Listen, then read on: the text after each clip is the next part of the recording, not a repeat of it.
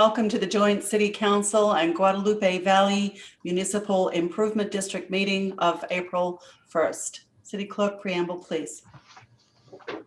Welcome to the City of Brisbane Joint City Council and Guadalupe Valley Municipal Improvement District meeting. This meeting is compliant with the Governor's Executive Order N-29-20 issued on March 17th, 2020, allowing for deviation of teleconference rules required by the Brown Act.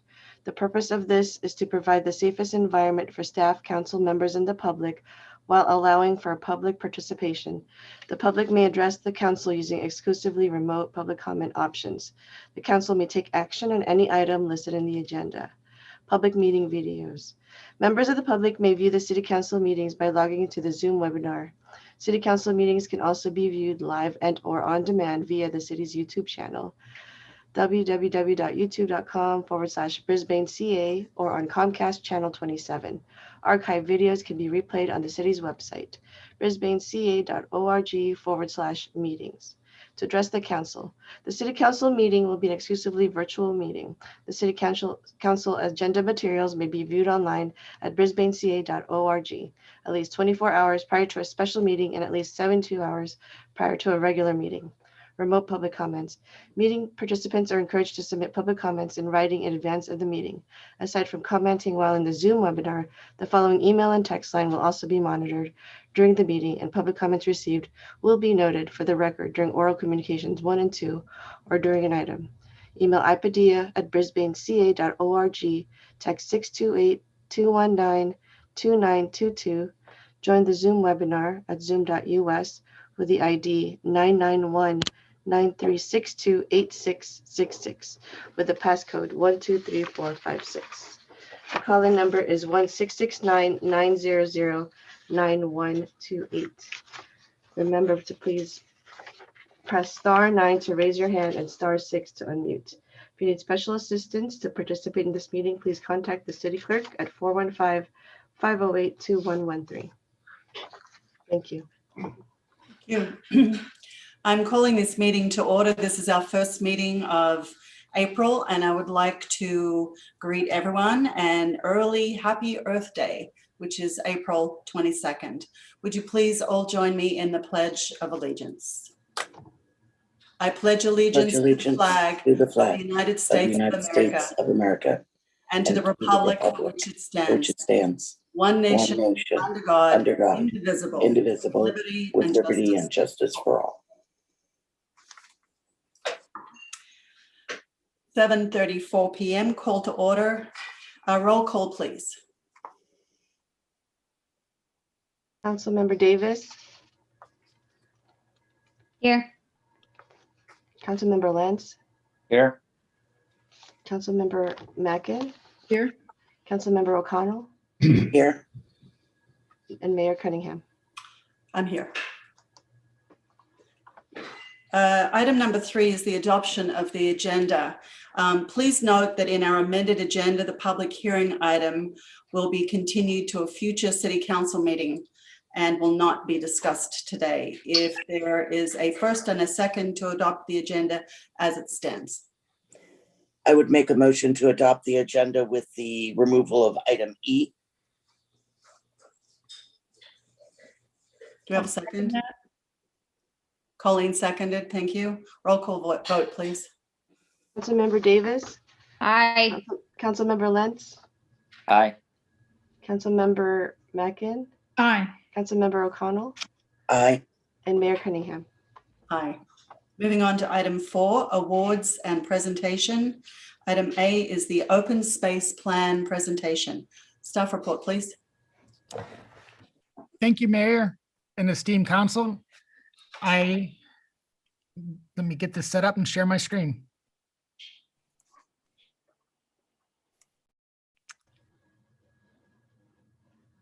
Are you guys seeing the Brisbane open space plan? Yes, okay. Yes. Okay, so tonight I'll be presenting Brisbane's open space plan 20th anniversary report. I'll begin with a brief history of the mountain and I'll take us through today. This is an interactive presentation and contains active links, and the pictures and maps are clickable, so it'll be available for review after I'm done this evening if you guys want to check it out some more. So the Bay Area was booming ever since the gold rush, and by the middle of the 20th century, there was significant interest in developing San Bruno Mountain. Luckily, there were enough concerned residents with the spirit to band together to fight the proposed developments. While this local fight was taking place, a broader sense of environmental awareness was spreading through the country. In 1973, President Richard Nixon signed the Endangered Species Act. With the passage of this Endangered Species Act and the strength and support of the residents, the following agencies got together to formalize an effort to save the habitat for the butterflies. California's Department of Parks and Rec, the Department of Fish and Game, which is now the Fish and Wildlife, the U.S. Department of Fish and Wildlife, the Committee to Save San Bruno Mountain, and the cities of Brisbane, Daly City, South San Francisco, and the County of San Mateo. So in 1982, under a permit from the 1973 Endangered Species Act, they formed the nation's first Habitat Conservation Plan, otherwise referred to as the HCP. The HCP is approximately 3,000 acres. It encompasses all of San Bruno Mountain State Park, as well as portions of Brisbane, Daly City, and South San Francisco. The HCP is intended to provide for the indefinite perpetuation of the butterflies and to protect habitat and funding for ongoing maintenance of such habitat, so that portions of San Bruno Mountain area may be devoted to urban uses, including residential, community service, commercial, and recreational uses. Phased development within the HCP lessens the biological impacts in any given season. And here's a photo of Monarch Drive leading up to the Northeast Ridge development taking place. The San Bruno Mountain Habitat Conservation Trust board members include the managers of the City of Brisbane, City of Daly City, City of South San Francisco, and the County of San Mateo. And there's a link to the San Bruno Mountain HCP official webpage. Government plans. So the state of California government code requires that every city prepare an open space plan and action program. And Brisbane actually has a chapter in the general plan dedicated to open space. The City of Brisbane will be a place where open space lands have been set aside to protect the natural environment. But the open space plan is not a regulatory document. It's intended to be a practical, comprehensive inventory and evaluation of the city's open space resources, including recommended preservation strategies. The mission statement for the open space plan is as follows: to plan for the provision of open space and natural resources for Brisbane residents, to identify and seek methods to protect, restore, and enhance the natural habitats and connecting corridors, watercourses, scenic areas, and other significant open space resources, and to recommend strategies to improve public access to and around San Bruno Mountain and Brisbane Lagoon while paying attention to the habitat protection. So the Brisbane's Open Space and Ecology Committee worked on the plan for 2 years and council adopted it in 2001. There's a link to the open space plan. So the plan identified 6 sub areas in Brisbane that had open space resources. The Northeast Ridge, which we already mentioned, development had already started and was partially implemented. So when the plan was published, there's not much attention there. Northwest Bayshore, Sierra Point, Baylands, and Beatty sub areas, they all have been or are expected to be developed as part of large scale projects. So the strategy for the preservation of these areas is tied to the plan review process for the eventual development, and an overall objective in these areas is the establishment of routes for the Regional Bay Trail, local internal trails, and trails connecting the west to central Brisbane and on to San Bruno Mountain Park and the Bay Area Ridge Trail. Within the Northwest Bayshore sub-area is the Levinson parcel, and this parcel has mission blue butterflies have been observed there, and there are site-specific details available in a separate Levinson parcel biological resources report, which you can link to from the presentation. But the last sub-area is the Brisbane Acres, and this contains the highest concentration of critical open space areas in the city, and that therefore it's going to be the focus of the next sections. The Brisbane Acres residential zone is completely within the HCP. There are many undeveloped lots among the steep upper parcels, referred to as the upper acres. And because these properties were never formally subdivided, the streets that are shown on a lot of maps in the upper acres are actually substandard private road parcels and are not public rights of way. Within the Brisbane Acres is a priority preservation area. And so the 2001 open space plan analyzed the following criteria. They looked at location, landform, habitat, disturbances, public access, scenic and aesthetic conditions, cultural significance, recreational potential, and trail use to come up with this priority preservation area. The city used its 2001 open space plan to help acquire grants to purchase parcels within this preservation area. So currently there are 49 parcels owned by the city in the Upper Acres. It's 53 acres total. 2.7 million was the amount spent acquiring these. About 1.5 million were city funded and 1.135 million was grant funded, with $80,000 coming from a settlement. The grant funded properties are deed restricted to open space. And in 2019, City Council passed a resolution to deed restrict the city funded properties as well, with the exception of the city's water tank sites. The U.S. Fish and Wildlife Service contributed $710,000 in grant money to help the city acquire 18 parcels. The Coastal Conservancy granted the city $425,000 towards the purchase of another 11 parcels. The city used its own funds for the acquisition of 16 parcels. This is in addition to the 4 lots that are already owned for the water tank sites, with a note that 13 of these parcels were purchased before the 2001 open space plan was written. The city also acquired 1 parcel from a donation, 1 parcel as a settlement, and 1 parcel as a result of a density transfer. That brings us to today. So the city now manages a habitat on all the parcels shown here. The green parcels are the ones that are in the priority preservation area, and the red parcels are the city's canyons. The canyons weren't mentioned in the open space plan, but they are habitat that the city manages. And so how does the city manage this? Well, luckily, Brisbane has a lot of dedicated residents that are generous with their time and energy when it comes to habitat restoration. OSEC has been key to keeping the environmental awareness and volunteer activism going, and we've had numerous volunteer days all over town in the prior years, and we'll be back out there soon. Ariel of San Bruno Mountain Watch has been key and for us to make this happen. He brings us tools, knowledge, expertise, and enthusiasm, and helps us take care of a lot of native plants and invasive plants. San Bruno Mountain Watch, Recology, and South San Francisco Scavenger have all been very generous with their time, energy, or money to help the volunteers eat and get a t-shirt for their efforts. And on a side note, San Bruno Mountain Watch has a very well-curated history section on their website, which I used some of the photos and resources for this presentation. The city also hires some professionals. City Council funds annual habitat restoration specialists to control invasive species on the parcels and Upper Acres. How that happens is they give us a proposed work plan for the year that the Open Space and Ecology Committee reviews. And then at the end of the year, they give us a report that has a very detailed of like which species on which properties that they've addressed during that season.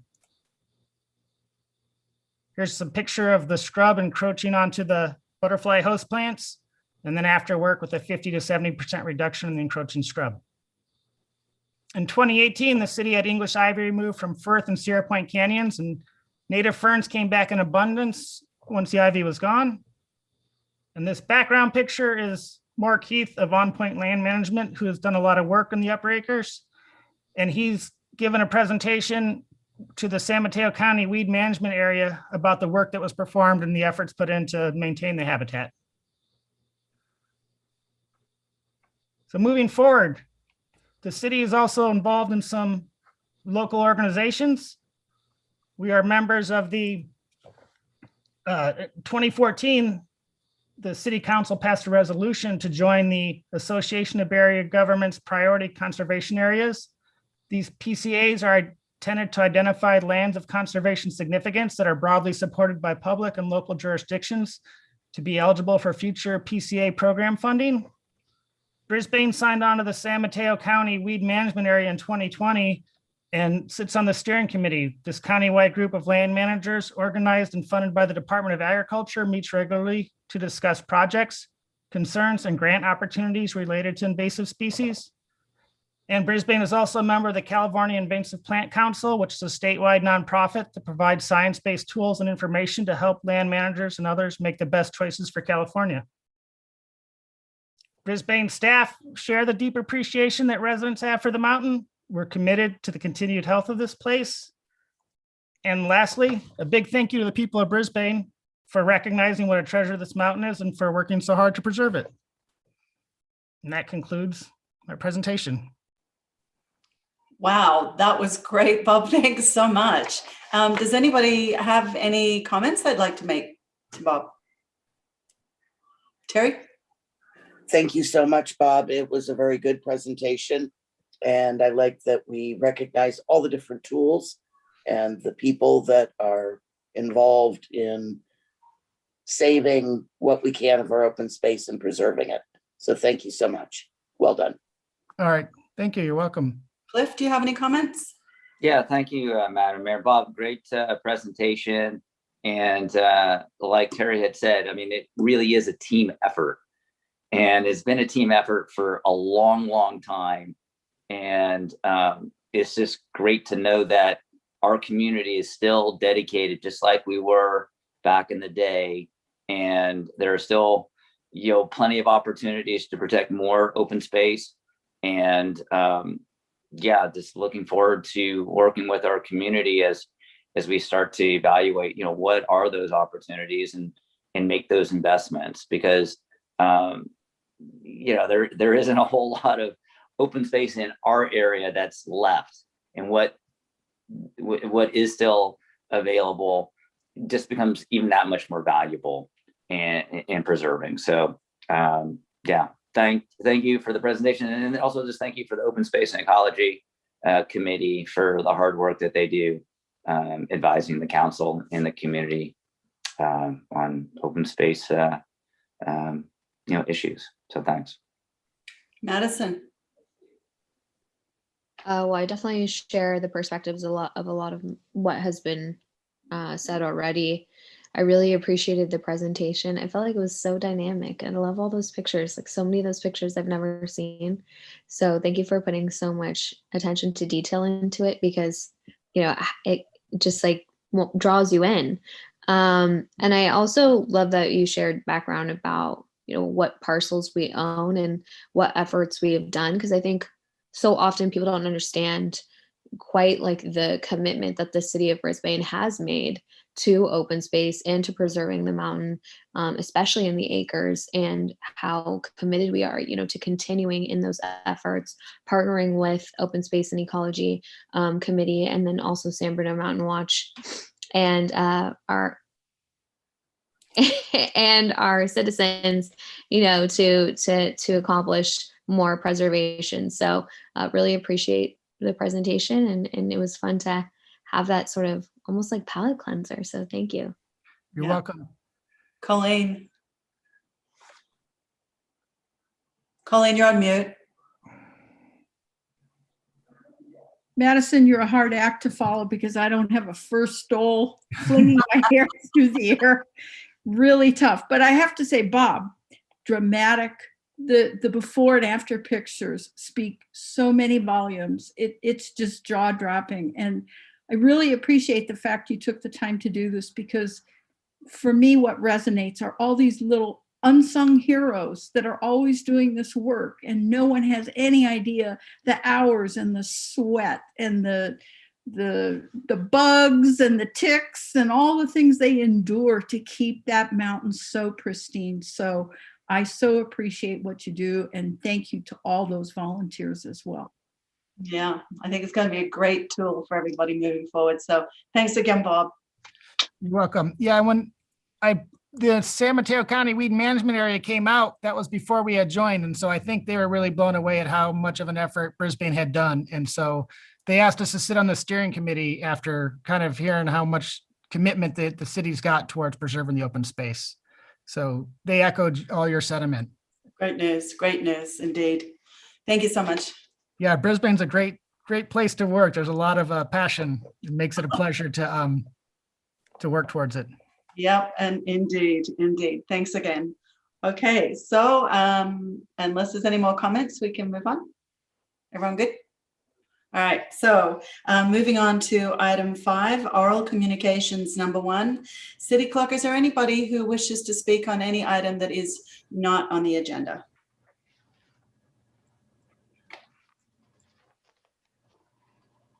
If any members of the public would like to make public comment, please raise your hand using the Zoom raise your hand function.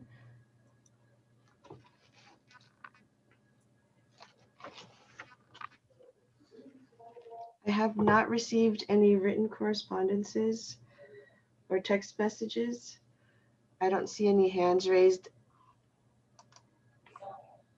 But I did want to make a note that we did receive greeting ordinance correspondence from Dana Dilworth and also Sherry Goodwin. Great, thanks very much. Okay, moving on to item 6 is the consent calendar. Do we have a motion to approve items B, C, and D on the consent calendar?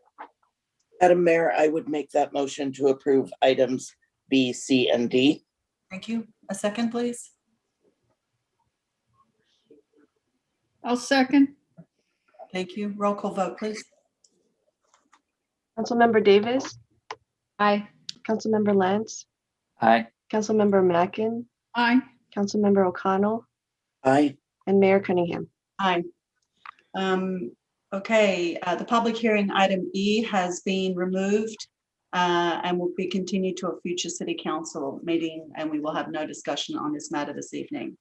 So moving on to item 8, old business. Item F, short-term rentals ordinance implementation. I'll speak in a moment. Short-term rentals ordinance implementation update. Staff report, please. Yes, thank you, Honorable Mayor, members of the council. As you recall, the city's adopted a short-term rental ordinance that took effect last fall.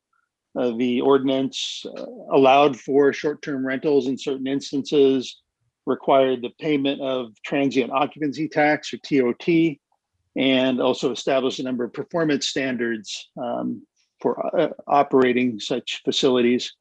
There's been very little activity in terms of actual applications for short-term rentals since the ordinance was adopted. City is still monitoring activity in terms of illegal potential rentals from listing sites and hosting sites. So that's an ongoing effort. But the city also late last year in December entered into an agreement with Host Compliance, which is a firm which offers a number of implementation ability for cities. They can collect the taxes, they can help process the permits, and they can also undertake a very proactive code enforcement approach, which is different from the city's typical complaint-based approach. So anyway, that ordinance or that contract was entered into late last year. Host Compliance is getting the system ready, and we believe it'll be ready to go live later this spring, probably by May. But there are a couple of questions that we did have in regards to future implementation, and we did discuss this with the planning subcommittee of Council Member Mackin and Mayor Cunningham. The primary issue was whether or not the city wanted to attempt to collect TOT from any operating short-term rentals, illegal or not, since the ordinance took effect last September. And it was the subcommittee's direction that occur. So we're bringing that forward for council endorsement. If that is the case and the council wishes to pursue that, that can be done under our current agreement with Host Compliance. So they would not only collect the TOT for operations going forward, but also attempt to claw back taxes from operations that were in effect since last September. So we're looking for some council direction on that. And otherwise, I'd entertain any questions you might have. Hey, Terry, you've got your hand raised. Thank you. Just a quick question. Have we had any applications for short-term rental compliance? We had one, but they were not eligible because it was not a hosted facility. So we were unable to process it. Okay, thank you. And hopefully, as things open up after COVID, we'll see more people that are wanting to do that and willing to follow the rules. So great, thank you. Cliff or Madison, Cliff, go ahead. Yeah, thank you, Madam Mayor. So I was curious in regards to the clawing back of back taxes. So is that a standard that other cities have applied? My understanding from host compliance is that has been done previously, and they have the tools to do that. I mean, obviously, the collection is another thing. It's one thing to identify somebody and that they owe the city taxes. How far the city might want to go to actually collect back taxes might be another conversation. But I mean, we have the ability to identify businesses that were in operation. All right, and then as far as their fee structure, they receive their money based upon the revenue that they bring in. How does that work, John? No, there's a flat. It was a flat fee for the first year, and we would look into it's a renewable on a yearly basis. So it's a 1-year contract at this point. Okay, so then asking them to do the work of trying to claw back the old taxes or the taxes not paid, that would just be part of their overall fee structure. That was covered in this year's contract. Yes. Okay, and if we decided not to do that, would there be a reduction in their fee structure, or is this just it's just in there? No, it was included as part of the base sort of cost. Okay, all right, thank you. Madison. I don't have any questions, just discussion. Okay. Colleen, do you have any questions, or should we just get into discussion here further? I don't have questions. I think we could go to discussion. Okay. Madam Mayor, I see a hand from City Attorney Tom McMurrow. Yes, Madam Mayor and Council, just quickly, while the company is not pursuing TOT, there is an enforcement matter that's open, and we are pursuing TOT in connection with that. So you will hear, or you may hear of TOT, an effort to collect TOT, but that's in connection with the broader enforcement matter. Thanks, Tom. Okay, open for discussion. Colleen, do you want to start? Sure. Some of you may have read, the Chronicle had a feature a couple weeks back on Sunday paper about the problem in Tahoe and Truckee, and neighbors who live up there year round, and even some who live there part-time, complaining that their normally quiet getaways were being turned into parties and parking and 24-hour a day absentee owners turning homes into short-term rentals, and it was really out of control. So as I understand it, our host compliant host compliance, the company actually started, I believe, in Truckee and has familiarity with this. I think it's a problem that's going to keep increasing unless we get a hold of it. And I really would emphasize from the subcommittee meeting we had that we felt going after the back taxes was part of the enforcement that we need to do. The ordinance went into effect long enough ago for everybody and anybody involved in this to comply. So that's what I have to say. Thank you. Okay. Just so everybody knows, I've got split screen, so I can only see half of you. Madison, you wanted to say something in discussion? Oh, initially I was like, thinking, maybe we shouldn't collect the back TOT, but then I really thought about it and I was like, the city has really made such a strong effort to reach out to everyone who we thought was, having an Airbnb. From what we know, we're aware of people in the community who do Airbnb, and we see listings on VRBO, and then, or is it VBRO or VRBO? VRBO? Anyway, RPO. VRBO and Airbnb, and we made efforts to reach out and notify them that they needed to apply for a permit, and I'm sure we put it in the star, we put it on the signboard. I mean, we really made so much of an effort, and I think that people who are continuing to have an Airbnb know they're doing so illegally and are still choosing to do that. And so I don't really have a lot of sympathy at this point, and believe that they should be becoming legal, and we should be collecting the TOT that they should have been collecting once the ordinance was passed. So I absolutely think we should move forward with that aspect. Cliff? Oh, Terry, go ahead. Sorry, Cliff. So even before we had this ordinance in effect, I looked at several places in Brisbane on the website for VRBO and Airbnb. And in their rates, if you click to book, you were automatically paying the TOT. So they were collecting it and not forwarding it onto the city.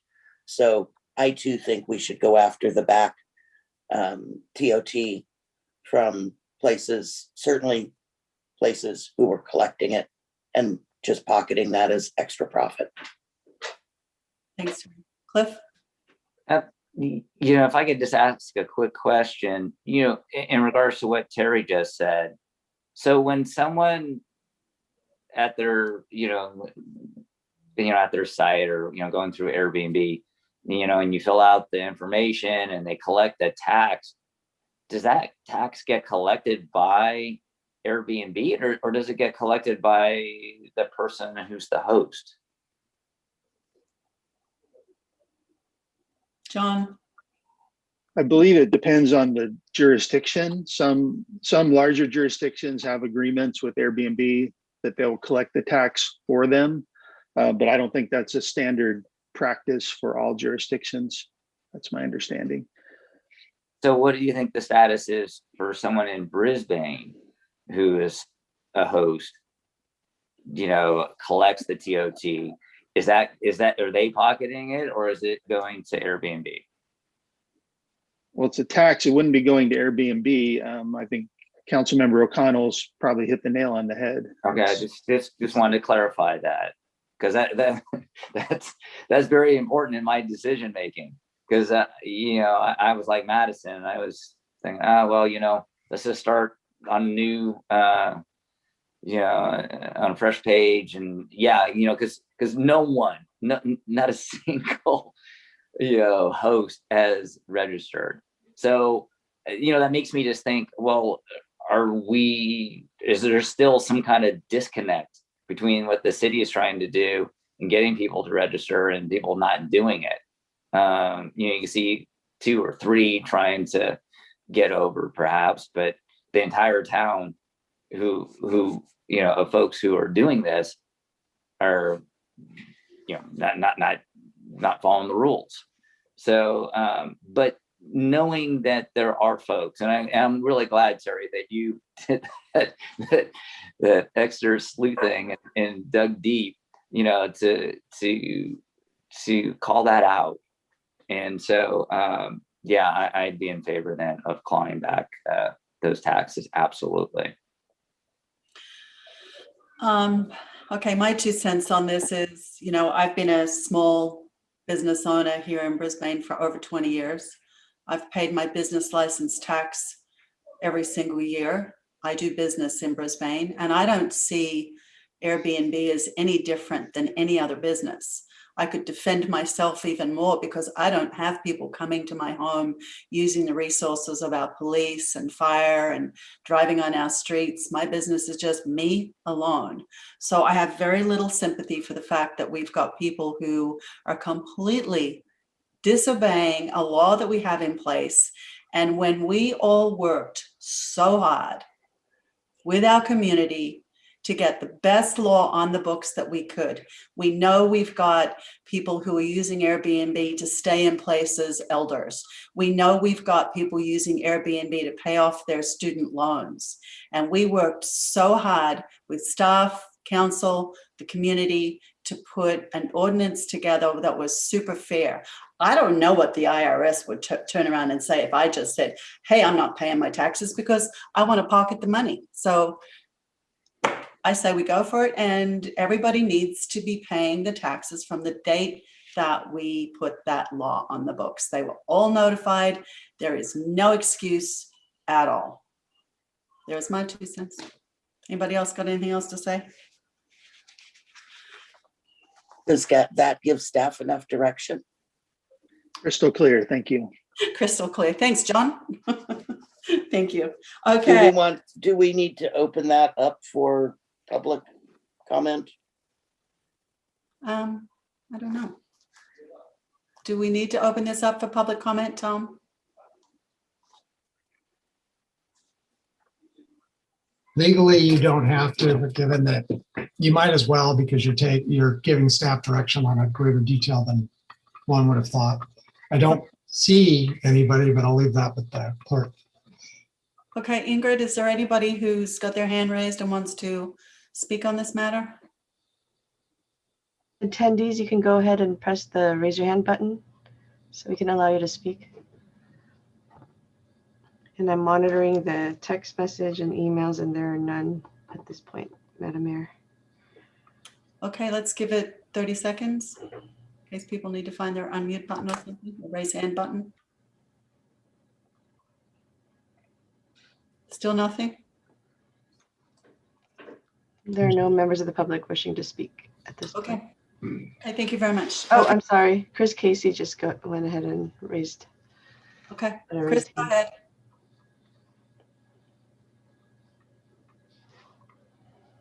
Chris, go ahead. Hi, yeah.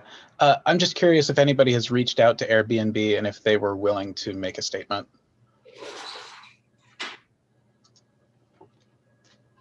I am unaware that anybody has reached out to Airbnb, and typically what we have experienced in the past is they do not want to divulge any information to anybody about their their hosts.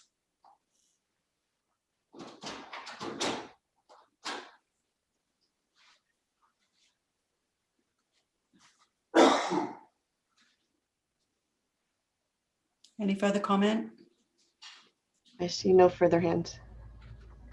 Okay, thank you. Then I think John has enough information and we should move on to item G. Consider the approval of an agreement with Lekowitz and Seng to complete the water and sewer rate study for the City of Brisbane and the Guadalupe Valley Municipal Improvement District. Staff report, please. Yes, I need to share my screen. Let me see if I can get this done.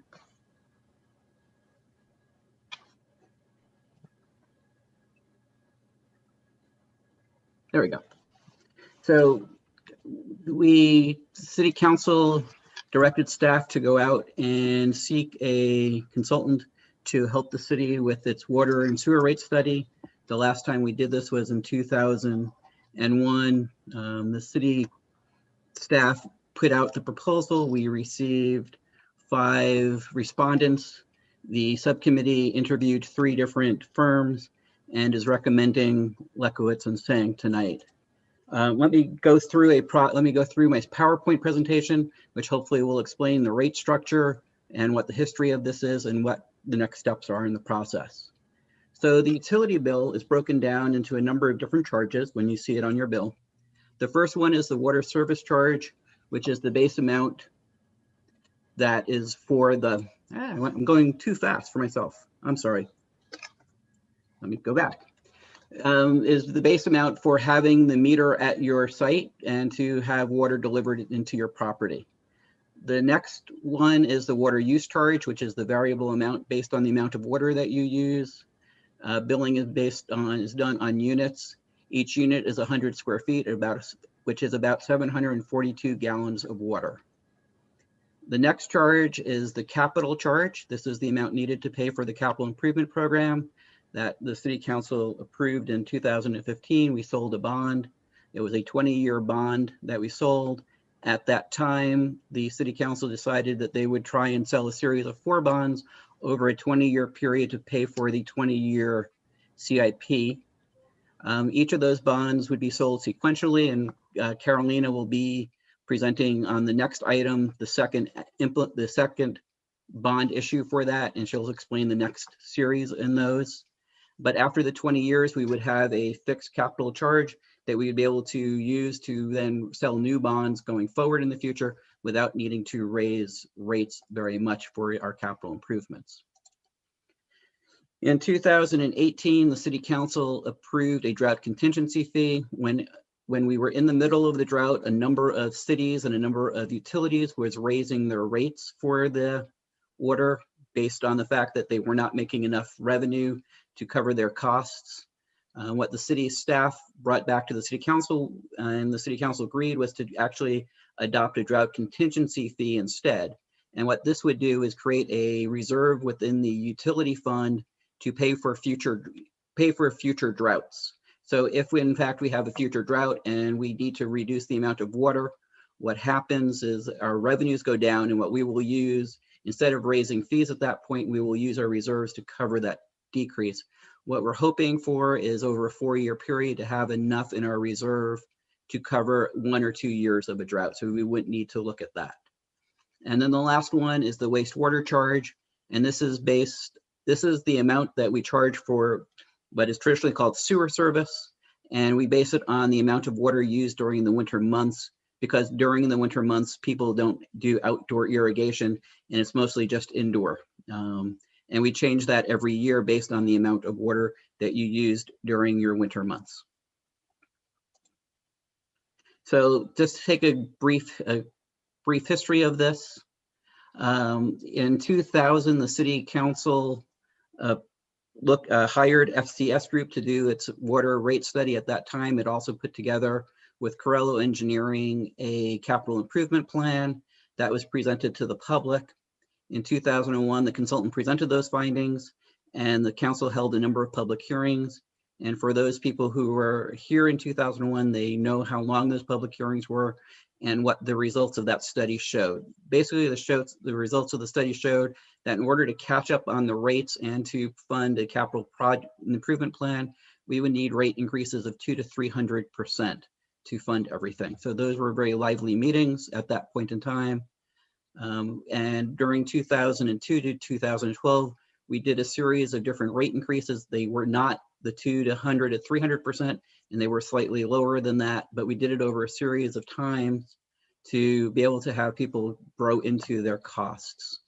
And the last operational rate increase that we did was in 2012.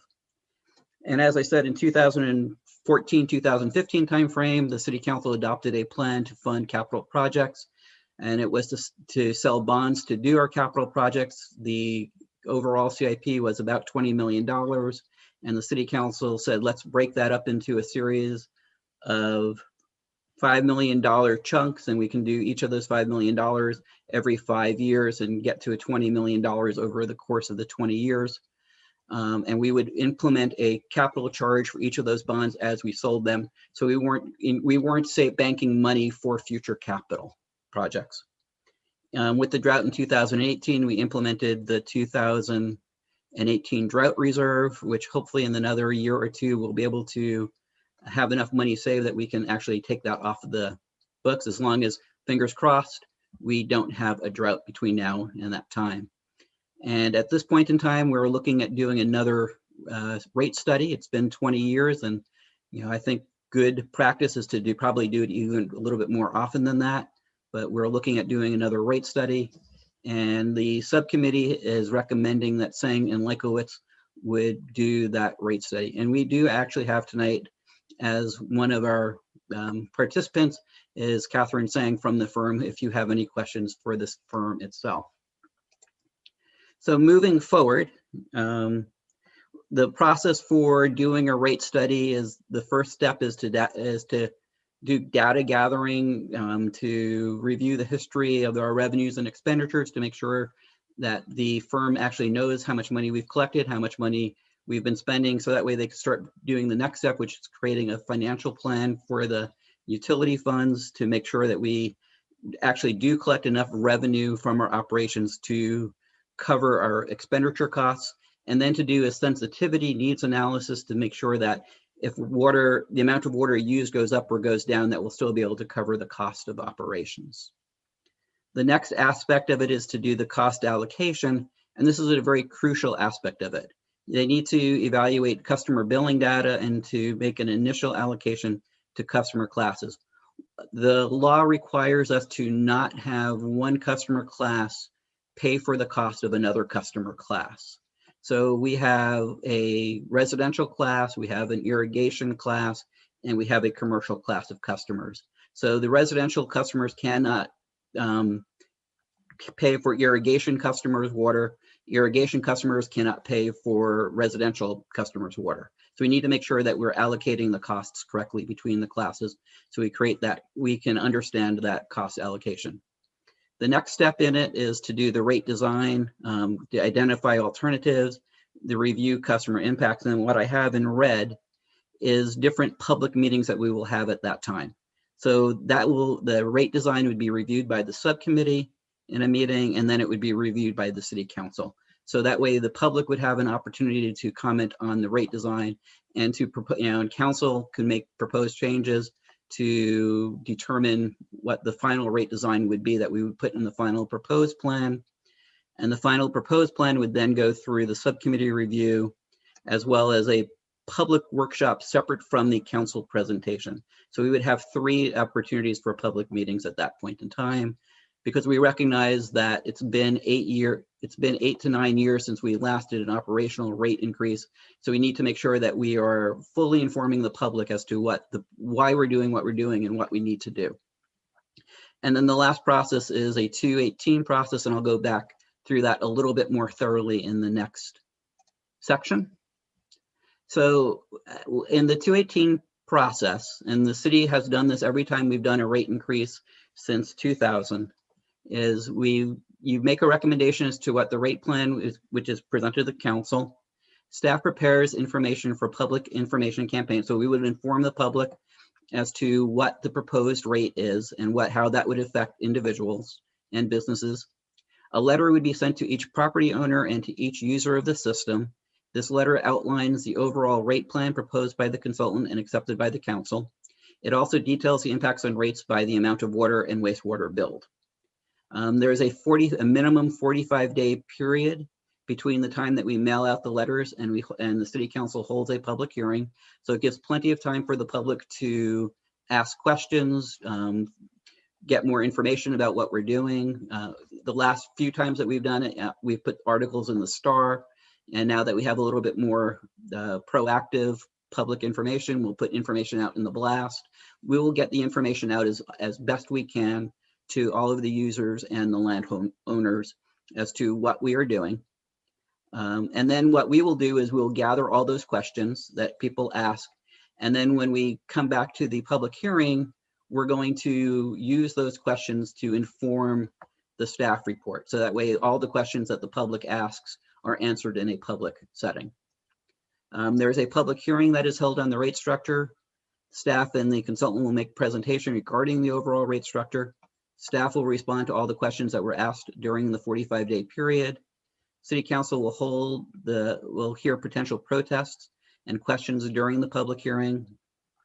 At that point in time, if there's other questions that we have not answered, staff and the consultants will answer those questions in the public meeting, and then council will determine whether or not to approve the rate plan as proposed.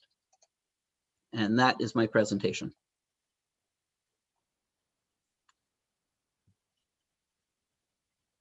If there are any questions. Thank you, Stuart. Yeah, any questions for Stuart?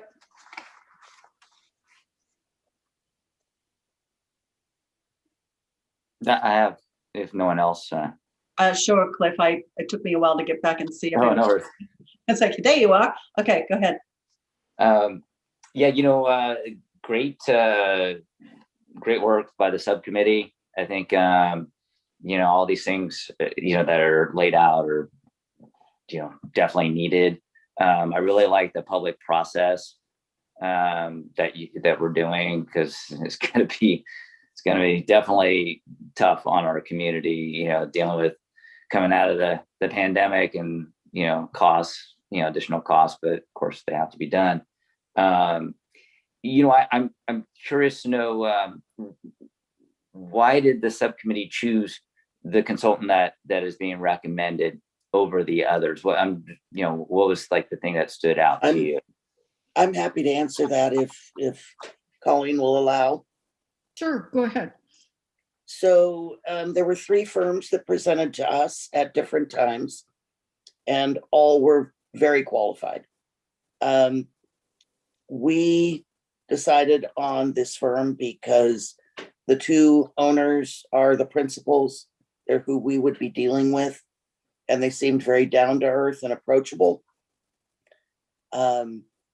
We felt that they would give us the most personal attention for our small city size, and that they would be the most approachable by our residents, as far as giving an answer that wasn't meant to be too slick and polished necessarily, but would be very down to earth and relatable. So that was my reasoning, and we hope that they will perform that way and will give us the best rate structure that they can. Colleen, do you have something else to add? Sure, I would add that the 2 principals in this firm worked for one of the other firms that we interviewed. So we know the background of the 2 principals of this firm, and it's extensive, and it has a lot to do with the peninsula. But one of the other things that really kind of rose to the top in this is that this firm specializes in small cities, and that's very relevant to us. So their expertise was relevant, and we felt that they would really understand our needs, in that a much larger firm might just try to pass this over and just get us through it. And that these 2 seemed very, very willing to work closely with us. And that was something that was very different. And that impressed us. Yeah, no, that's cool. I'm glad you guys felt that way, because I didn't go into the depths like that you and Terry did, but those were some of the things that did stand out for me, and I'm glad that they stood out for you, because they seem like a very appropriate firm to handle this particular situation. So the other thing is that they are local, and one of the other firms was based in Southern California. So we again felt that they would understand our needs a little bit better. Great. So Stuart, folks that are low income, are the rates subsidized? And if so, would that also carry forward with any rate increases? Yes. So for low income individuals, we have what's called a low income rate assistance plan. And in order to qualify it, you need to be on the PG&E Care program. And one of the reasons why the City Council decided to do, there was 2 reasons the City Council decided to do it through the PG&E Care program. One was to have an outside entity verify other people's income within the city, so that way that information was not part of the city's information that we controlled. And then the other reason was to make sure that people who are of low income are taking advantage of all of the benefits and all of the ways to reduce their costs that they can. The low income rate assistance program will be reviewed during the study to make sure that it still makes sense and that we are providing enough of a break for people of low income that they are able to afford their water and their wastewater. The way that it's covered is that it's actually a transfer from the general fund to the utility fund to pay for the cost of the low income rate assistance plan. And the reason for that is that one customer cannot pay the cost of the service from another customer. So we do that out of the general fund. And then we do about $50,000 to $70,000 every year out of the general fund to the utility fund to cover the low income assistance plan. It'll be interesting to see what we have this year with COVID to see if more people qualified or if more, what that's going to be. That's interesting to know. And how long has the city been doing that? Since 2001. All right. That was part of the initial rate study that we did in 2001. And back in 2001, I think it was, and Clay, you can correct me if I'm wrong, I think it was a 20% discount that we did at that time. But as we were raising rates, we kept the LIRA rate flat for people and we didn't raise it. So the rates, so I think it's somewhere like a 30% rate for water and 40% rate for sewer. Don't quote me on those exact figures, but as we raised rates, we did not want to impact the low income individuals in our town. So we kept their rates flat, which just meant that more money was being used from the general fund to cover that. All right. Well, good for the city council back in the day to have that kind heart and be considerate of those folks. And then the last question is, of course, the Baylands is so speculative, but there is the notion of treating that water and recycling it in some fashion. Could the Baylands development have any impacts on some of these rates that we're proposing into the future? Because we're looking at this 20-year plan. Right. So at this point in time, and the subcommittee talked about this a little bit as well, is that we don't anticipate that the rate that we will have within the GVMID and the current city of Brisbane will be the same rate that you will see out on the Baylands. And the reason being is that one rate customer cannot pay the cost for another rate customer. The cost for water on the Baylands will probably be much higher than the cost of water that the GVMID and the city pays, because it's going to have to be purchased in an outside agreement outside of BOSQA. So that we anticipate that cost of water will be higher. So the cost for the ratepayers on the Baylands will be higher based on that. And as you said, that there may be additional costs for sewer treatment that our current customers do not pay, and that will have to be an analysis that's done. What we will probably do is go back and look at the firms that have bid previously on this, and we may open it up again, depending on timing that we need to look at somebody else to do a rate study for us, because it'll be a very different kind of rate study than what we're looking for tonight. Great. Okay. Thank you very much. Welcome. Terry? If I may, Madam Mayor, to move on with the Baylands portion of it, we did realize that there was going to be a way different study for what goes on in the Baylands. They're going to need to put in a water tank, all the infrastructure. They don't even know where they're getting water yet. So it was too early to try to get a firm that would be willing and capable to do that when the facts aren't there yet. We don't know their use, we don't know their costs.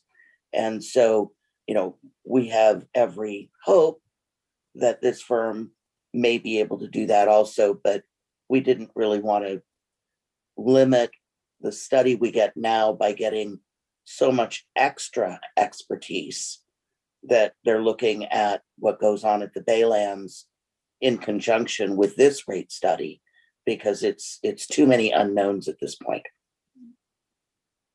Thanks, Terry. Madison, You're did you welcome. have questions or comments? No? Okay. Does anybody, well, Catherine, would you like to say something? Unmute yourself. Catherine, you're on mute. Yes. Hi, good evening. Thank you. I just wanted to, well, I guess, introduce myself. I'm Catherine Sang, and I am a principal at Lahovich and Sang Municipal Consultants. I know that's a mouthful, so we just go by L&T, Municipal Consultants. We're based in Oakland. Both my partner Allison and I, we founded our firm about in 2017. And as I believe someone had mentioned, yes, we did work together at a prior firm together. So we both, have about 15 years of experience, and we do specialize in working with smaller agencies. We enjoy it. We find that sometimes smaller agencies like yours, we're able to, get into the details more, work with staff directly. And we find that we're able to, work with the public also. We don't mind fielding questions and answering, questions about the rate study, about the process or anything like that. So our goal for this rate study is to ensure that the water and sewer rates cover the city's costs for providing those services. Since the last rate study, there have been several legal rulings that affect how utilities can implement and structure their rates. So we will do a review of the current rate structures to make sure that they comply with the legal rulings. All the while, we'll be looking at ways that we can minimize the impact to ratepayers, because we know no one likes rate increases. And yes, we'll work closely with city staff, the subcommittees, council members, and the public with any of our recommendations. Yes, we're here to work with the public and to get their input. And yes, and we're looking forward to getting the project started. Thank you. And if I may, just one more comment about the rate study and the impact going forward. At the current time, we do have a large amount of reserves available to us. Part of it is, we have money set aside for the drought reserve, but we've also had some major projects happening out on Sierra Point. So what we anticipate is that whatever the rate study comes back at, it'll be something that we can phase into over time, and we can draw down some of the reserves that we do have on hand to ensure that the increases that the public are seeing are not so large that it would not be able to be absorbed over a period of time. We also know, and Carolina is going to go through it, the next one is that we do have the second bond issue coming up, and that will have we anticipate seeing a rate increase this year for that bond issue, and Carolina will go through that process. We'll go through that. So we would anticipate that if we do need a rate increase for the operations, we would do it either later, we would do it sometime next year, or if we even have the ability to do it, maybe even postpone it a year longer than that if we need to use reserves to cover some of that. So we do recognize that the impact that the rates do have on people. Okay, thanks, Stuart. Does anybody have any questions for Catherine? Give me a sec. I'm scrolling backwards and forwards here. I don't see any questions. Okay, if that's it, then let's open it to City Council discussion.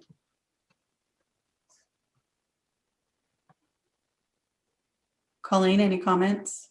I just first wanted to thank Stuart, because I don't know if any of the rest of you realize how much work it was for him to go through all the applicants and boil it down to 3. And we were provided with just some very good materials and preparation, and his recommendations were very, very good. So I have complete confidence in this firm, and I think their expertise is very broad and will really, really serve us well. Great. Madison? I really appreciated the thorough description and background as to why the subcommittee, went with this firm. It sounds like they really, vetted all the candidates out. And, I think the reasons that were presented were compelling for me. And so I'm happy to support the suggestion of the subcommittee. Okay. Any other comments? One other thing, and I would love for us to support a female-run firm. Okay, any other comments before I ask Ingrid? Are there any comments from the public? Not seeing any. Ingrid, is there any comments from the public? And you're on mute, by the way. I don't see any raised hands, and I have not received any emails or written correspondence regarding this matter.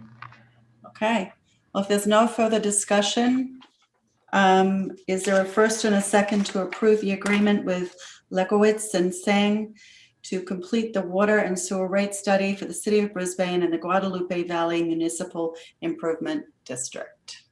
I would be happy to make that motion. Thank you. And a second? I'll second. Thank you. Roll call vote, please. Councilmember Davis, Aye. Councilmember Lenz, Aye. Councilmember Mackin, Aye. Councilmember O'Connell, Aye. and Mayor Cunningham. Aye. Congratulations, Carol. Thank you. Catherine. Thank you. You're welcome. Look forward to Thank working you. with you. Okay, so moving on now to item H, consider approval of resolution number 2021-28, a reimbursement resolution for water and sewer 2021-22 capital improvement plan. Staff report, please.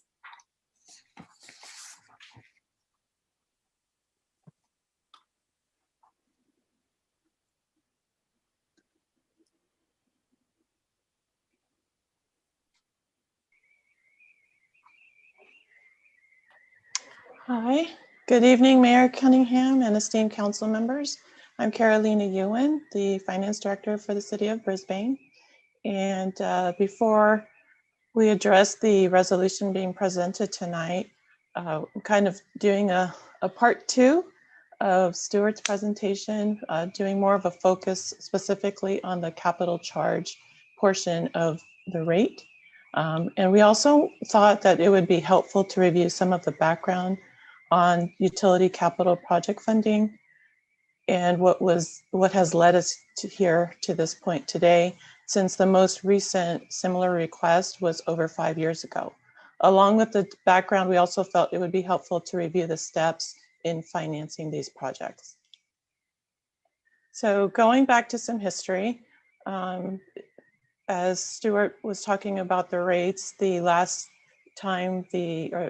year the rates were increased was in 2012, and as if you recall, the country was coming out of recession at 09 and 10, so there was some hesitancy to increase rates too much, and so at that time the city's model was to fund any capital projects through revenue raised through the existing billings, which was more of a variable rate basis.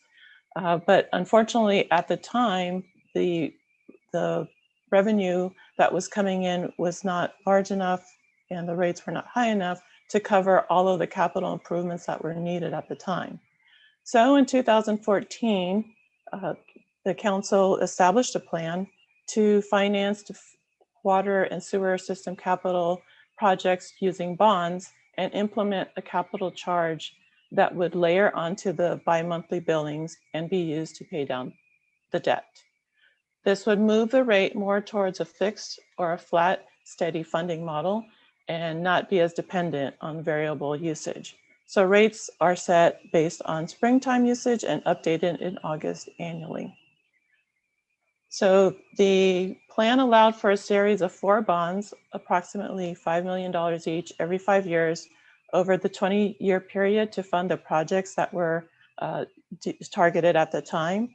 The first series issued was in 2015, and the first capital charge was added that year.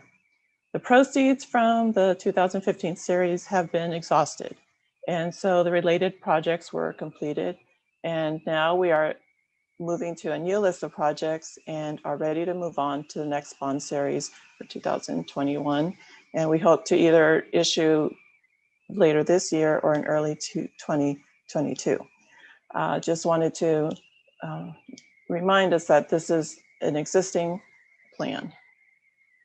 So the timeline, 2015 was the first bond series, so every 5 years. We're a little late on in 2021 because of what happened last year, of course. So moving on forward, these are the planned rollouts for the remaining bond series. And so I wanted to go over how the capital charge is being used to pay down the bond debt. It increases with each new bond series. So for 2015, there's a sample that we used in the staff report, which is based off of a 4-person household using 16 units of water. And the bi-monthly charge is $38. So if we were to issue the 2021 bond, and if the charge is approximately the same, based off of rates not fluctuating too much, then that $38 would be layered on top. And then the total capital charge would be $76. Then moving into 5 years from now, when we issue the next bond, the capital charge then would be priced for that bond series. And for this example, we used $40, and then you see the 116 total. So you see it keep going up with each bond series. Once the 20 years have surpassed and the 2015 bond is fully paid off, then we would expect to use that capital charge that was linked to that bond series and use those charges to pay the next bond series after that for 2036. So that's why you see that the top rate then is flat, because it would basically be used to pay that new series. So that's if rates don't fluctuate dramatically, of course. And then just for full disclosure, these are sample rates and charges. Rates will be determined with each bond series, but we wanted to use this as to simplify the expression of how the capital charge is layered with each bond series. May I interject a question? Yes, of course. If I may. Go back. Can I go back? Yes. There. So these are 5-year bonds or 20-year bonds? They're 20-year bonds, but we're issuing a new series every 5 years. Okay, so that's why it's So $38 plus another 38 plus 40 plus 42. Correct. Instead of doing a 5-year bond where they're sold off in the 5 years. Correct. So and that was the plan that was determined back in 2014 so the 2015 will fully expire and mature. The debt service will finally be paid off in 2035. And because I have more history on this than Carolina does, I was here in 2015 when we did that.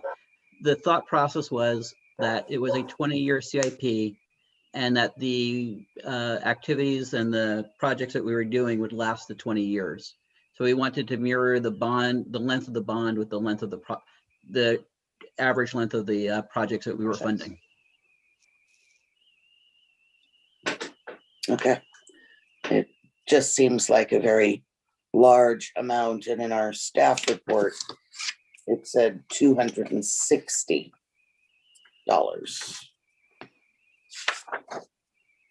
So,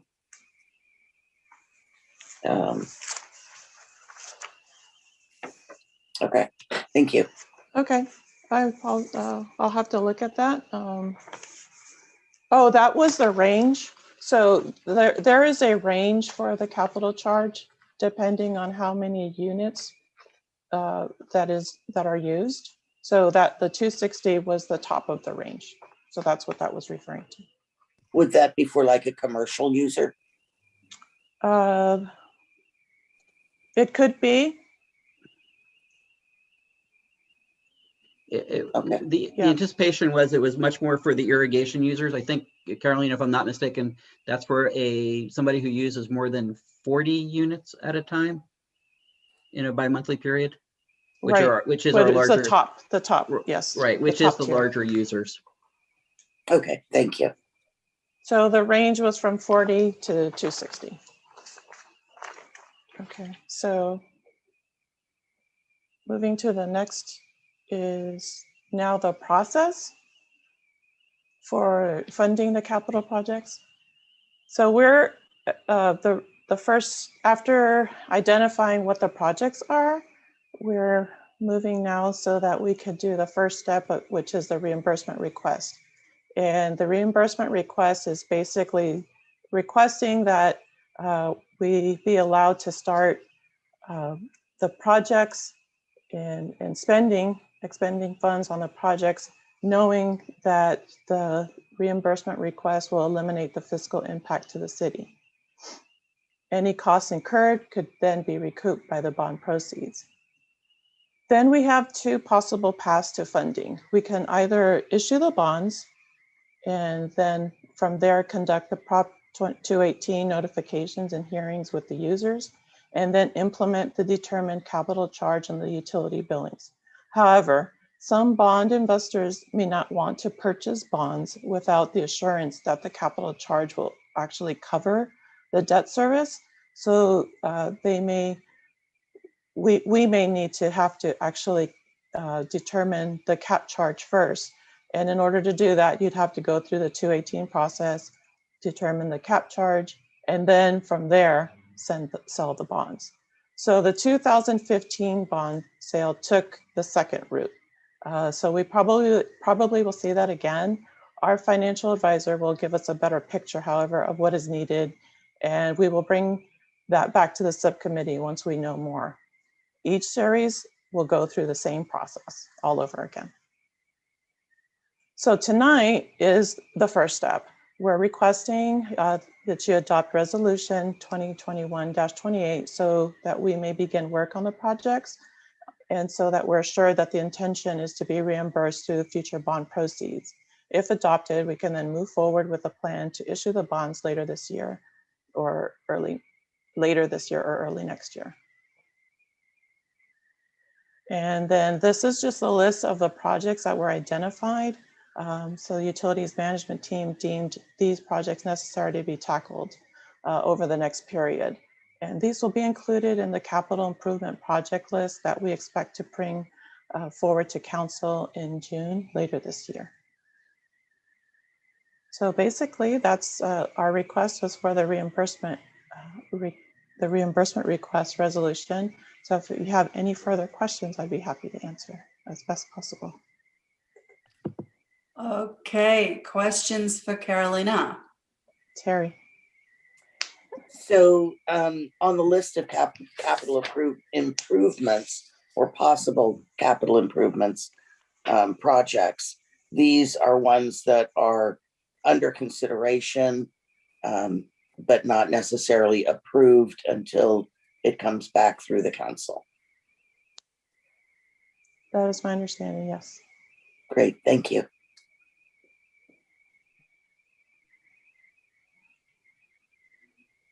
Madison? No? Colleen? You're on mute, Colleen. Try not to make a habit of that. I was just going to mention that during our subcommittee meetings, we did happen to see a comparison chart of water and sewer rates of other cities in the peninsula. And it was very obvious that our rates are way, way lower than everybody else's. So although there may be some sticker shock, I just wanted to put that out there that everyone else has done a lot of catching up and we have not. Okay, Cliff? I don't have any questions. Okay, are there any questions from the general public? You good? I see no hands, Madam Mayor, and I have no text messages or emails. Okay, so if there's no further comment or question, do we need to discuss this any further?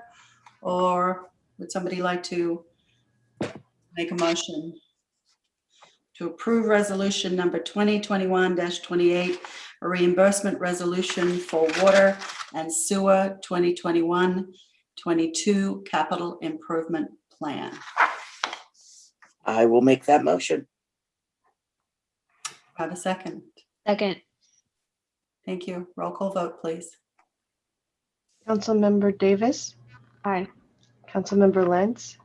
Aye. Councilmember Mackin. Aye. Councilmember O'Connell. Aye. And Mayor Cunningham. Aye. Thank you. Thank you, Carolina. Thank you. Thank you.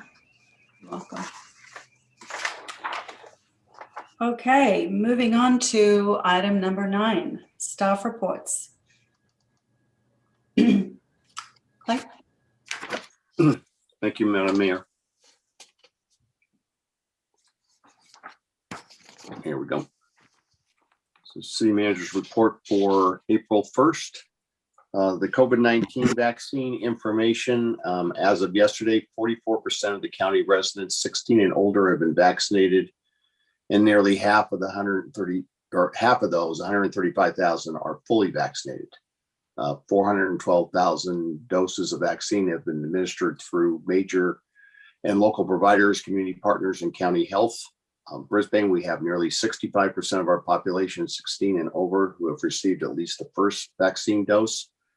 You can continue to see vaccine data on the dashboard at sanmataecountyhealth.org. Expanded eligibility as of today for individuals 50 to 64. Every resident age 16 and older eligible for an vaccine starting April 15th. Again, a reminder to be signed up for the vaccine appointment notifications at myturn.ca.gov and San Mateo County Health, smchealth.org/COVID vaccine. As we're moving forward with reopening of our society, we're taking our measures in this area. We're going to be further recreational offerings will be coming soon. Picnic table reservations will start up again on April 12th for up to 3 households of 30 or more or 30 or less people. And we're looking to institute our concerts in the park this year on Sundays in September and leading up to the day in the park on October 2nd. We mentioned this a couple of weeks ago. The U-turn sign will be up at San Bruno and Bayshore. Unfortunately, the contractor had an implementation issue last Sunday, so that was not able to be completed, but the work will be rescheduled and we will get information out to the community as soon as we have a new date. At this point, I'm going to turn it over to Chief Macias for the next couple slides. Yes, thank you, Clay. Good evening, Madam Mayor and council members. I would just like to take a moment to update you on our continued efforts to support our Asian American and Pacific Islander community members. Last week, the San Mateo County Police Chiefs and Sheriff Association, along with the San Mateo County Asian Pacific Islander Caucus and the San Mateo County Board of Supervisor President Dave Canepa, held a press conference at the Central Park in San Mateo. We came together to stand in solidarity to show our support for our Asian American and Pacific Islander communities and to make it very clear to the public that we will not tolerate any hate crimes in our communities. In San Mateo County alone in 2020, there were 120 reported hate incidents against our Asian Americans and Pacific Islander community members. These hate crimes are, these hate crimes are hate actions and are not crimes, but just as important to be reported to law enforcement, as it's very important for us to know what's going on in our communities. There are currently 19 hate crime cases awaiting to be prosecuted in our San Mateo County court system. They include 7 cases from 2020, 6 from 2019, and then 6 from 2018. These numbers are for hate crimes against all groups, not just our AAPI community members. And fortunately, none of these 19 cases that are ready for trial have any or involve any type of form of physical violence against our victims, which is what we're seeing in the other communities.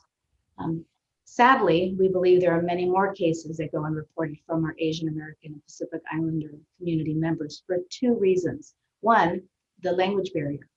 And I want to assure our community members that we will always find a way to communicate with everyone that calls the police department. If we don't have an officer who speaks the language, we will find one. And if not, we will use our translation services to assist with translation.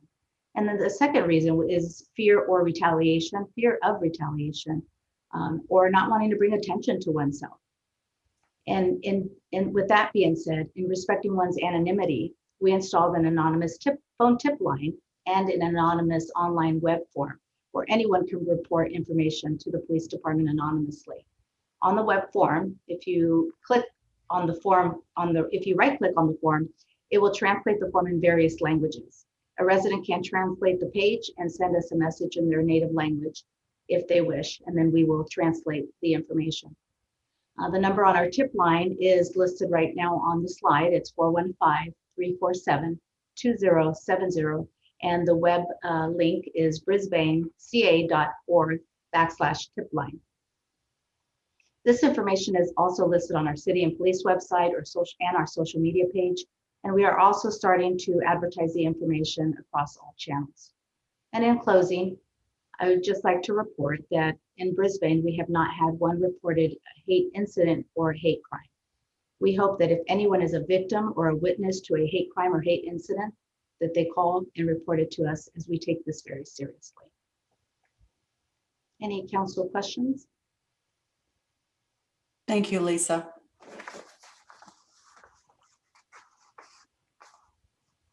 And Clay, I'll pass it back on to you. Yep, I'm just have to unmute myself. So the next item is in response a little bit to the issues that Chief Macias brought up. The Brisbane Community Response Coalition has set up a chaperone program, and you can access that through access a volunteer through phone number 415-508-2185. We also have a form on our website called I Need Help at brisbaneca.org/BCRC. And we do have volunteers that are ready to assist people as needed. The next item is a community workshop for the residential objective design and development standards project. This will be on Tuesday, April 6th at 7 p.m. It will be done virtually. It'll help shape the design of new residential development. You can register to participate on the city's website for the Zoom webinar link. It will also be posted on the city's website on Monday, April 5th. Workshop will stream on YouTube and channel 27. We invite the community to partake in that workshop. The next item is we are back into that wonderful time of the decade where we get to talk about the housing elements, and the 2023 through 2031 housing element kickoff event on the countywide basis will be starting up soon. There's a couple of different opportunities for people to get information. This is a broader level of information than just the city of Brisbane. This is the countywide look and analysis. The county has a consultant that is helping them with this, and there's going to be a workshop on Tuesday, April 13th, and again on Thursday, April 22nd. You can register for one or both events at letstalkhousing.org/one-the-events. You can continue to look at the City of Brisbane's website, brisbaneca.org/housing single. I can't even meant up. I can't really read that. So, brisbaneca.org/housing element update. okay. The next item, we've been meeting in the last couple of weeks for the council subcommittee about taking additional action for fire prevention. Just a note to everyone, I think everyone's quite well aware, but in California in 2020, fire claimed the lives of 28 civilians and 3 firefighters and destroyed 9,248 structures that consumed 4.2 million acres in our state. San Mateo County is also currently going through a drought year. You can get information on that on drought.org. We will be coming back to the council with a revised ordinance and some updates on what people can do to make themselves fire ready at our April 15th meeting, excuse me.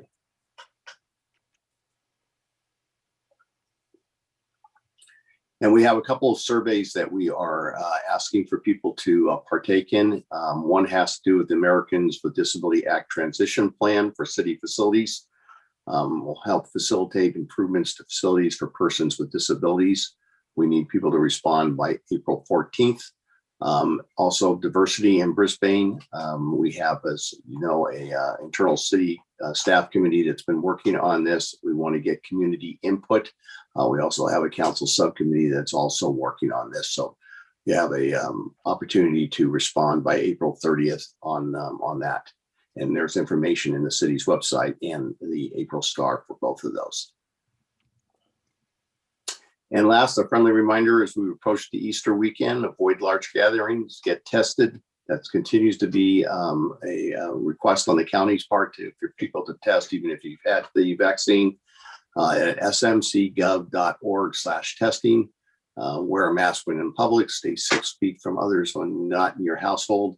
Spend time outdoors, but stay active and stay healthy. And that's tonight's report. Thank you, Clay.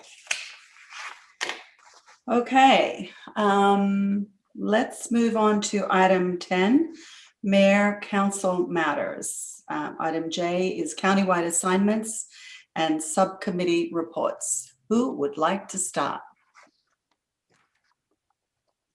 Colleen. This is your latest on Peninsula Clean Energy, Madison's favorite topic. I just want to remind everybody, if I haven't mentioned it, that Peninsula Clean Energy has begun providing 100% carbon-free electricity, and this is way ahead of California's 2045 zero-emission power generation mandate. That's really big news. In case you're curious, that power is coming from large hydropower and other carbon-free generation. Learned at a recent meeting that Peninsula Clean Energy budgets a very, very large amount of money that's earmarked for environmental education. They're right now actively engaging San Mateo County K through 12 and community college students. The students create programs that promote environmental literacy in their schools and communities. There's also fellowships for teachers, and those are to create sustainability and environmental lesson plans. The second quarter of 2021, there's going to be a new e-bikes program. This will provide 300 rebates within the county, up to $800, which is generous, and that's for low to moderate income residents. Local bike shops will be able to provide the rebates. It's as a point of sale discount to customers. And finally, on May 14th, Peninsula Clean Energy will receive an all-electric leadership award at the Sustainable San Mateo Leadership Awards ceremony. That's all I have. Nice. Cliff. Thank you, Madam Mayor. Let's see. Madison and I had a subcommittee meeting, I guess it was yesterday, or no, today. Anyways, either today or yesterday. They're all kind of running together. So yeah, in that affordable housing subcommittee meeting, we talked about the benefits of having an affordable housing consultant to help the council with its affordable housing goals, not only just in Brisbane or existing Brisbane, but also potentially with the Baylands, and that we're hoping to put this item up for consideration at a future council meeting and go through a similar process that we, the subcommittee for that dealt with the water and sewer rates, so that we find a consultant that would be a good fit for Brisbane. And then we also talked about evaluating affordable housing possibilities at the entryway to town.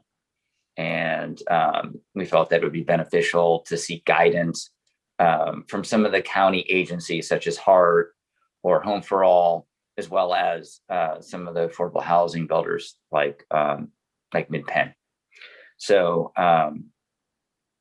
yeah, just kind of giving you an update there.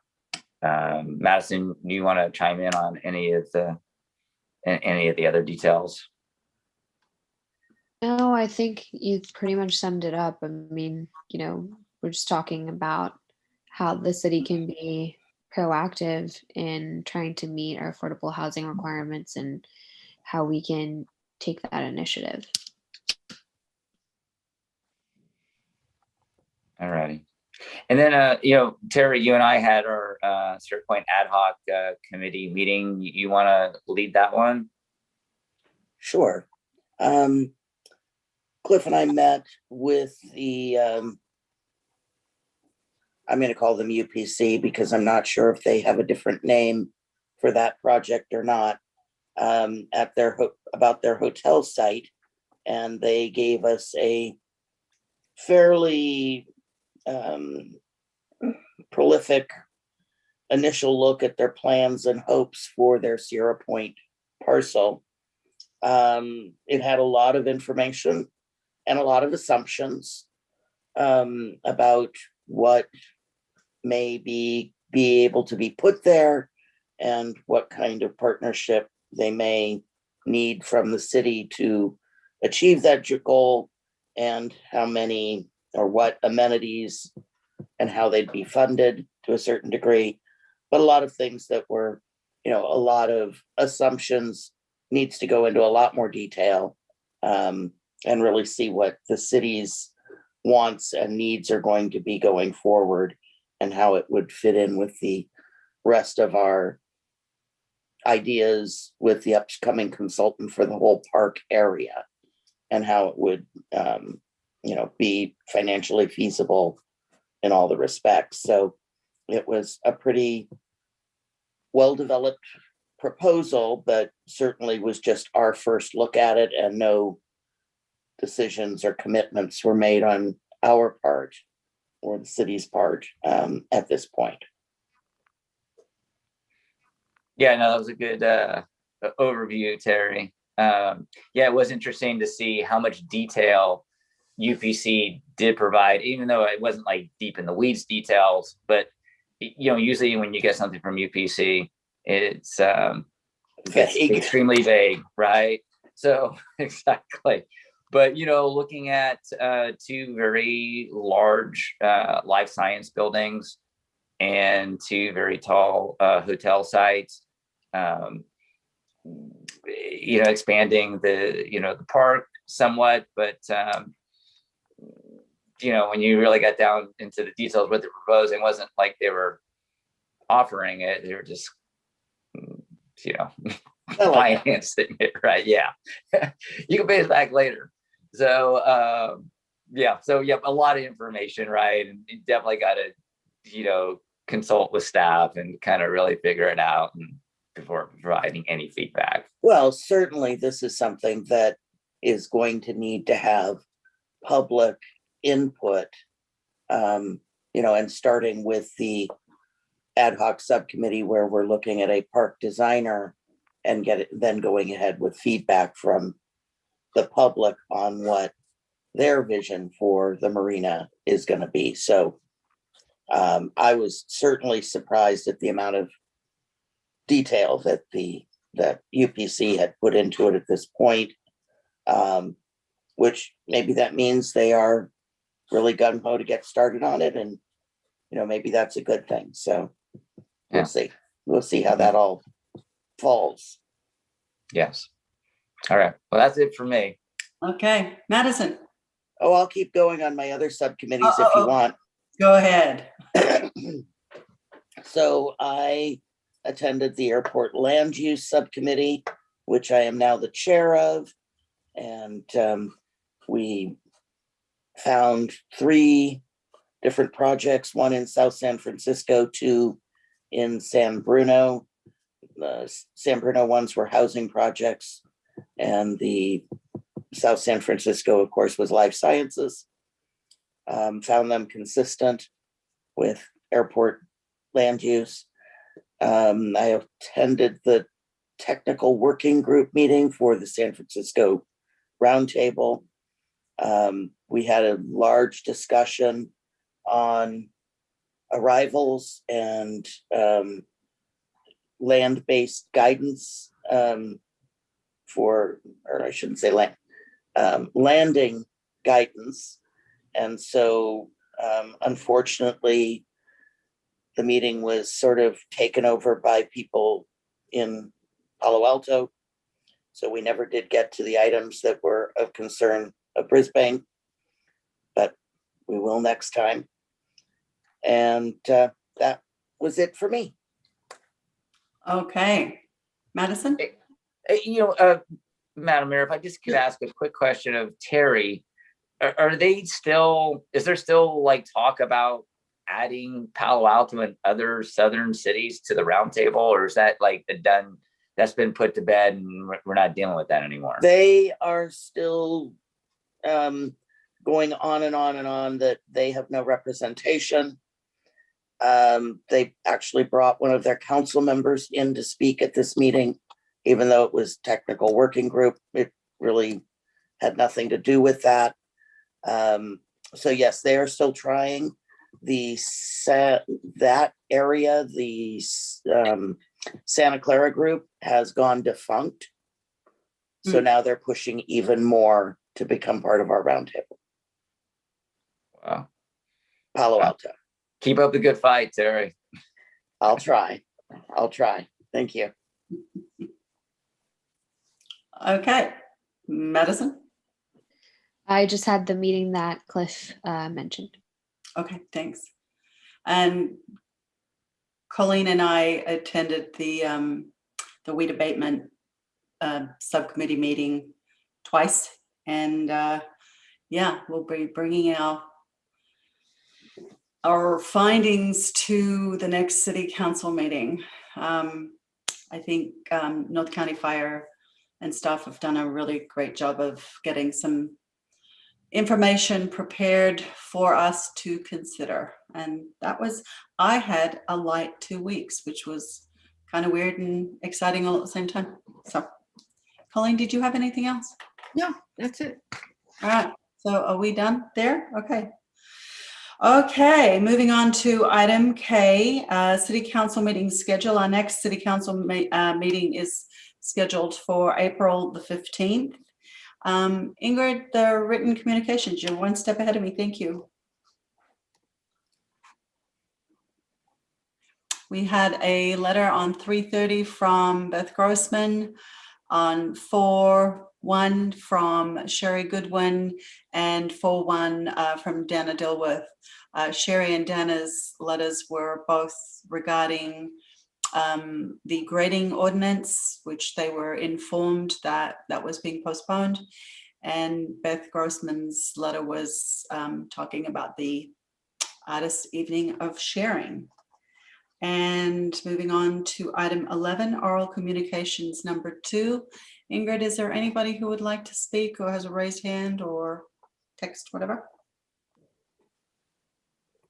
I have a written text from Barbara Ebel. I'd like to register my objection to collecting taxes from illegal STR units. These units should simply be shut down immediately. As stated, the revenue from SDRs is low. The cost of recovery is likely to be high. It also creates a reverse incentive and dirties our hands. The fines for operating an illegal unit should be significant enough to cover our lost taxes. Thank you. Anything else? I have no other comments, Madam Mayor. Okay, thank you. Then I would like to adjourn this meeting to the regularly scheduled meeting of April 15th. The Joint City Council and Guadalupe Valley Municipal Improvement District meeting of April 1, 2021 is now adjourned. Good night, everybody. Good night.